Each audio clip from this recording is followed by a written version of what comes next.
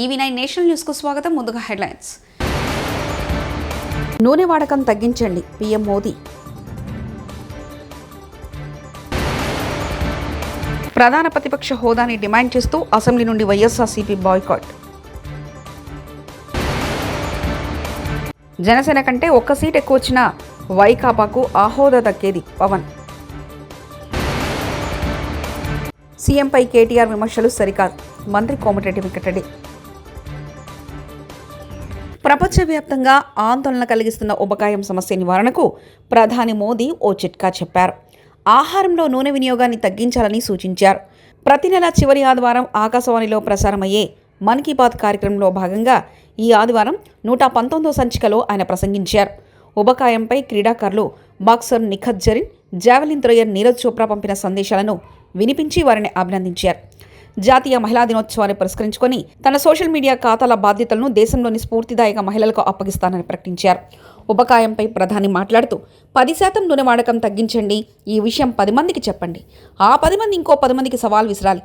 Olympic స్వర్ణ విజేత నీరజ్ చోప్రా మాదిరిగా ఆరోగ్య సంరక్షణకు ఆహార నియమావళి పాటించాలంటూ ఆయన సూచనలు చేశారు. ప్రతిపక్ష హోదా అడిగితే ఇచ్చేది కాదని, ప్రజలు ఇస్తేనే వస్తుందంటూ AP deputy CM Pawan Kalyan అన్నారు. అత్యధిక మెజార్టీతో 2వ స్థానంలో ఉన్న పార్టీకి ప్రతిపక్ష హోదా ఇస్తారన్నారు. ఈ విషయంలో వైకాపా సభ్యులు హుందాగా ప్రవర్తించాలని హితవు పలికారు. అసెంబ్లీ సమావేశాల సందర్భంగా మీడియా పాయింట్ వద్ద పవన్ మాట్లాడారు. వారి సభ్యులు చాలా హుందాగా గవర్నర్ గారు ప్రభుత్వం తరఫున ఆయన సందేశాన్ని తీసుకెళ్తున్నప్పుడు వారు చేసింది ఏమాత్రం సబబుగా లేదు. గవర్నర్ గారు గత నెల రోజులుగా ఆయన ఆరోగ్య పరిస్థితి బాగా లేకపోయినా కానీ కంటిన్యూస్గా తీవ్ర జ్వరంతో బాధపడుతున్నప్పటికీ కూడా ఆయన ప్రత్యేకించి వచ్చి ఆయన రోజుని చాలా ఘనంగా చాలా బలంగా ఈ మెసేజ్ని ఇచ్చినందుకు ముందుగా గవర్నర్ గారికి మా ప్రత్యేక ధన్యవాదాలు. గవర్నర్ గారి ప్రసంగంలో వైసీపీ అగ్రనాయకత్వం కానీ, సీనియర్ నాయకులు కానీ, వారి ఎమ్మెల్సీ సభ్యులు కానీ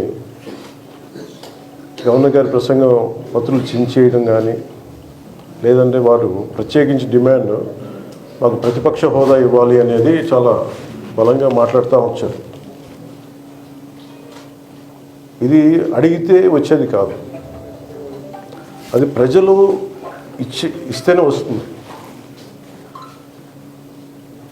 బేసిక్గా ఒకటి హయ్యెస్ట్ మెజారిటీ ఎవరికి ఉంది వాళ్ళు ప్రభుత్వం ఫామ్ చేస్తారు, వాళ్ళకంటే నెక్స్ట్ స్టేజ్ ఎవరికి ఉంటే వాళ్ళకి ప్రతిపక్ష హోదా ఇస్తారు.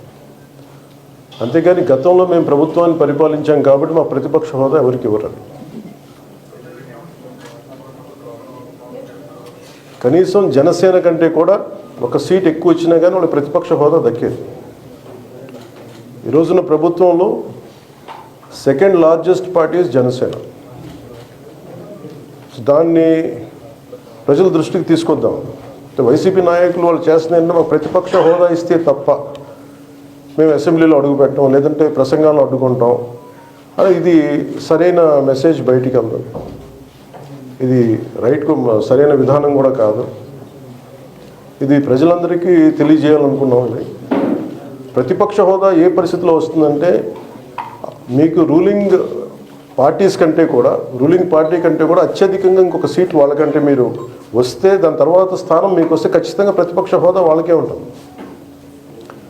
21 సీట్లు ఉన్న జనసేన, 11 సీట్లు ఉన్న వైసీపీకి ప్రతిపక్ష హోదా ఎలా వస్తుంది?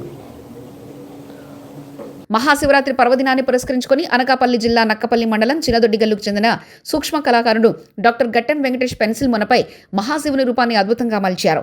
దాదాపుగా 10 ఏళ్లుగా ఆయన సూక్ష్మ కళాకారుడిగా రాణిస్తున్నారు. ఈ క్రమంలో వందల సంఖ్యలో సుందరమైన ఆకృతులను వివిధ వస్తువులపై మలిచారు. తాజాగా 10 గంటల పాటు శ్రమించి పెన్సిల్ మొనపై 8 మిల్లీమీటర్ల వెడల్పు, 18 మిల్లీమీటర్ల పొడవుతో మహాశివుడు శివతాండవ రూపాన్ని తీర్చిదిద్దారు. పరమేశ్వరుని సూక్ష్మ కళాఖండం విశేషంగా ఆకట్టుకుంటుంది.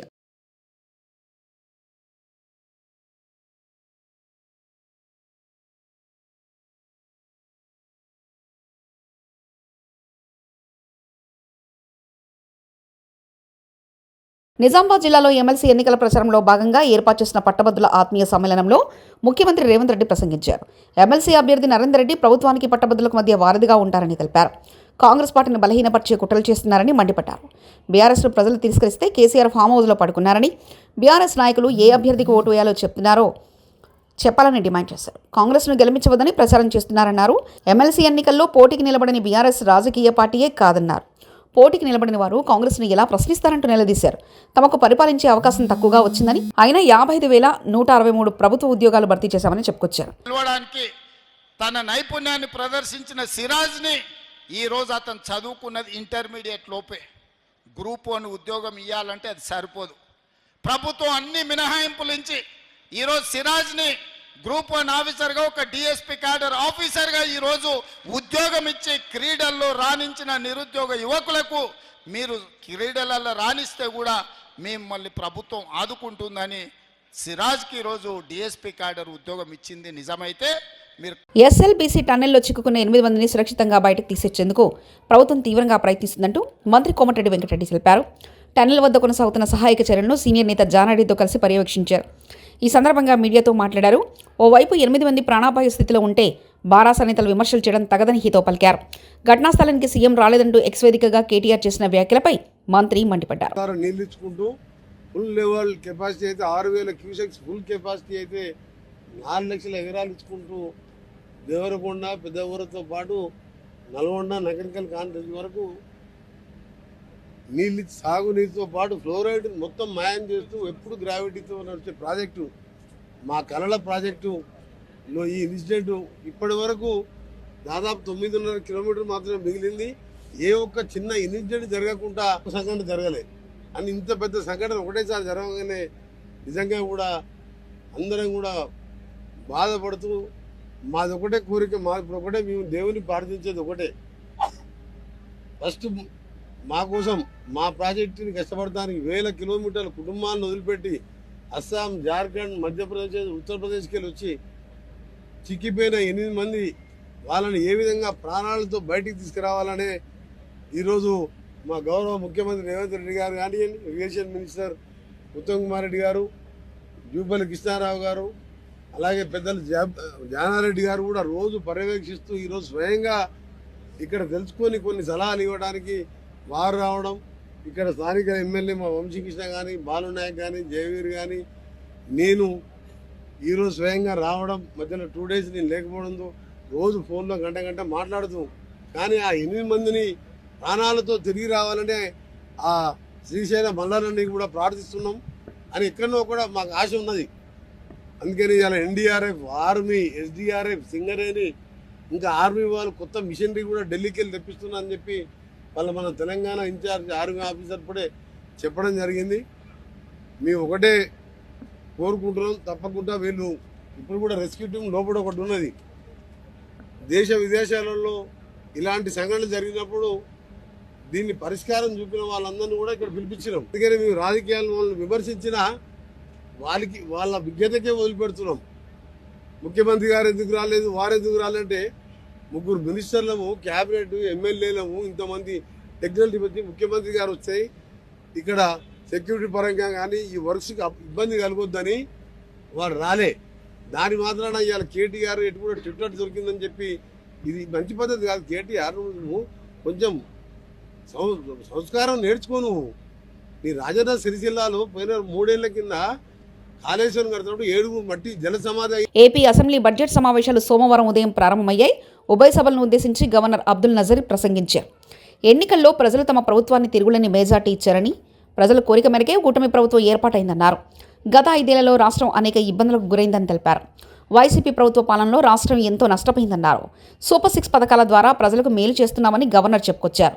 అధికారంలోకి వచ్చిన వెంటనే ల్యాండ్ టైటిలింగ్ యాక్ట్ రద్దు చేశామని, అన్నా క్యాంటీన్లు తెచ్చి పేద ప్రజల ఆకలి తీరుస్తున్నామని అన్నారు. కూటమి ప్రభుత్వం వచ్చాక రాష్ట్రాన్ని గాడిలో పెడుతున్నామని అన్నారు. The other falters. Andhra Pradesh is committed to striking this balance, ensuring that economic progress and social welfare are intertwined. This approach is not just about building roads or industries, it is about building lives.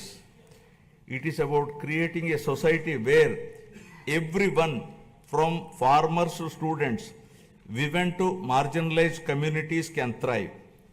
This dual focus is the need of the hour, a balanced approach that reduces inequalities, provides opportunities, and bolsters growth. Together, welfare and development create a virtuous cycle where progress is inclusive, sustainable, and transformative.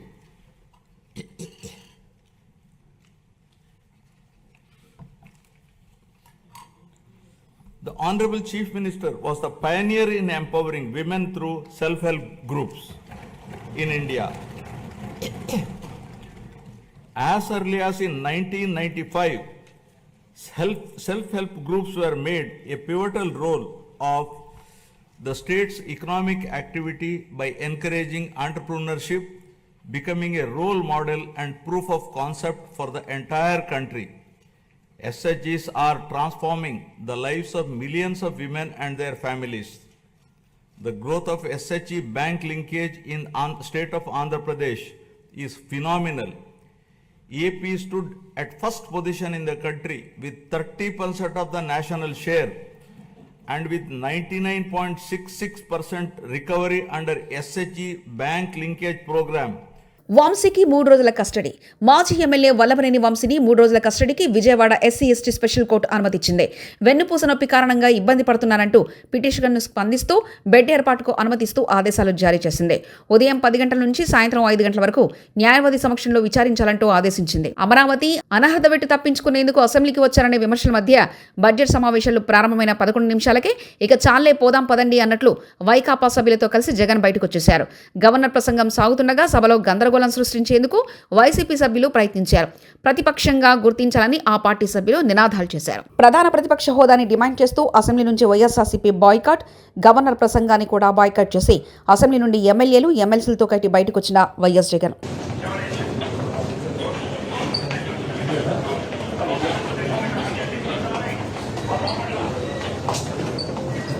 YSRCP కేంద్ర కార్యాలయంలో ఎమ్మెల్యేలు ఎమ్మెల్సీలతో party అధ్యక్షులు Shri YS Jagan సమావేశం.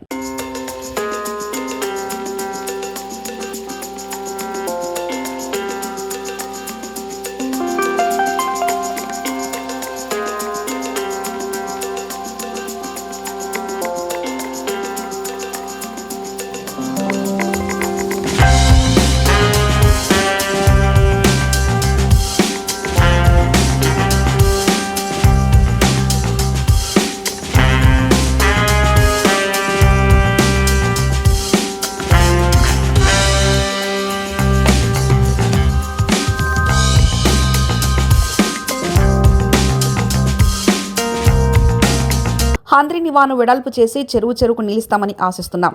HLC ఆధునీకరణ చేయమని కోరాం. పేదలందరినీ మూలకు నెట్టి డబ్బున్న వాళ్ళకు మాత్రమే పనిచేసే లక్షణం ఉన్న పార్టీలను కలిసి ఎన్డీఏ కూటమిగా ఉన్నాయి.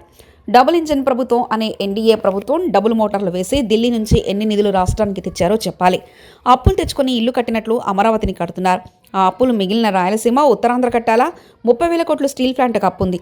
కేంద్రం ఇచ్చే 14,000 కోట్లలో 11,000 కోట్లు అప్పులు కడతామంటుంది. ఇక స్టీల్ ప్లాంట్కి ఏమిచ్చినట్లంటూ సాకి శైలజనాథ్ వైఎస్ఆర్సీపీ నేత వ్యాఖ్యానించారు.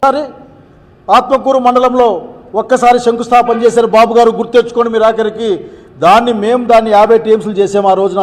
రాజశేఖర రెడ్డి గారి యొక్క ఆలోచనతోనూ వెంకటరామరెడ్డి గారు, ఇట్లా ఆ రోజున్న మంత్రులందరూ కూడా ఆఖరికి రగన్న, దివాకర్, ఇట్లా పెద్దలంతా ఆ రోజు ఈ రాష్ట్రం గురించి ఆలోచించి, జిల్లా గురించి ఆలోచించారు. ఈరోజు మీరు ఆలోచించమని మీ అధినాయకుడిని ఒప్పించి హంద్రి నీవా వెడల్పు చేసి అనంతపురం జిల్లాలో ఉన్న అన్ని చెరువులకు నీళ్లు వచ్చే విధంగా నిధుల్ని విడుదల చేయమని కోరుతా ఉన్నాం. అనేకసార్లు అడుగుతూ ఉన్నాం, హెచ్ఎల్సీ ఆధునీకరణ చేయండి అని. మా సమయంలో మేము చెప్పాం 300 కోట్ల రూపాయలు ఇస్తాం మేము అని చెప్పాం. కనుక ఇప్పుడు పెరిగిన ఎస్టిమేట్లుంటే దాని ప్రకారం హంద్రి నీవాతో పాటుగా హెచ్ఎల్సీని కూడా మోడర్నైజేషన్కి మీరు ముందుకు రావాలి. ఈ జిల్లాలో నీళ్లు తాగుతున్నారంటే బాగా గుర్తెచ్చుకుంటా ఉన్నా నేను.